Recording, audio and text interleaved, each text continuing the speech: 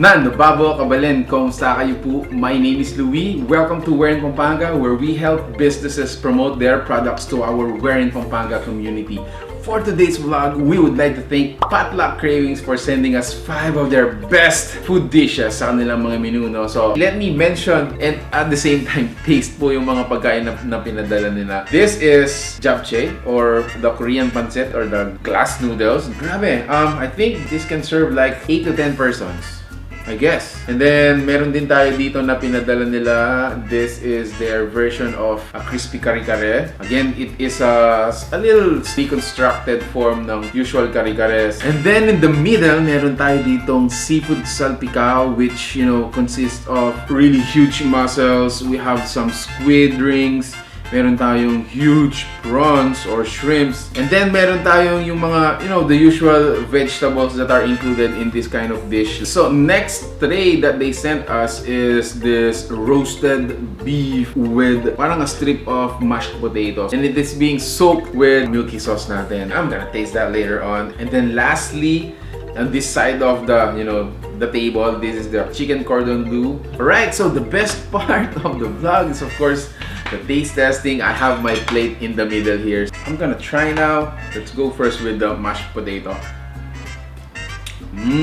So for me, mashed potato, it has that really creamy, rich taste.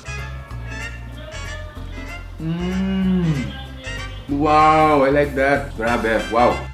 Okay, next I wanna taste is yung nilang chicken cordon bleu. Earlier, habang nagpo-photoshoot kami, tinikman ko na yung sauce nila. Oh, grabe! Grabe, ang sarap.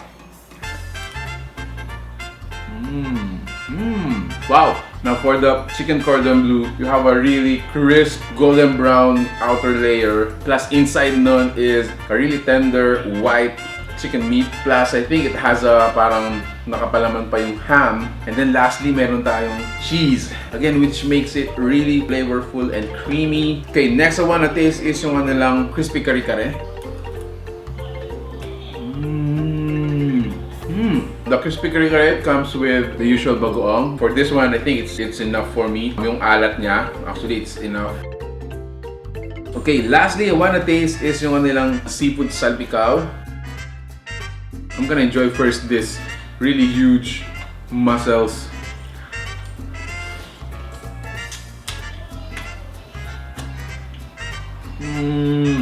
Wow, I like it. It's spicy. It's good. So I think this is really for, you know, best intended for some adults because they're gonna enjoy the spiciness. Plus, ang sarap nung yung aroma ng seafood. So you got an all-star cast sa mga seafood dito. You got your shrimp, some, you know, squid rings, mussels. What do you call this? Parang squid balls.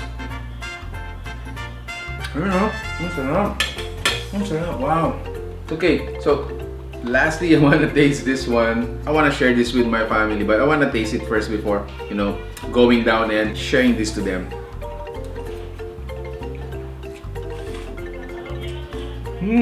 Wow, that was really, I'm impressed. Actually surprised, no? Although I did, you know, intend to taste it the last dish dito sa table natin, but grabe, that was really flavorful. I didn't expect na ganun yung lasa niya. I'm thinking I'm gonna have one more. Wow. Again, guys, enjoy the moment with our families or our friends. These dishes are available for us para hindi na natin isipin kung ano yung lulutuin natin. Lalong-lalo na, talagang mag-enjoy pa tayo dahil napakasarap po nila. So again, if you like the food you saw in this video, I'm sure you did. Make sure to share this with your friends. If you're interested to do a transaction with them, make sure to check out their fan page.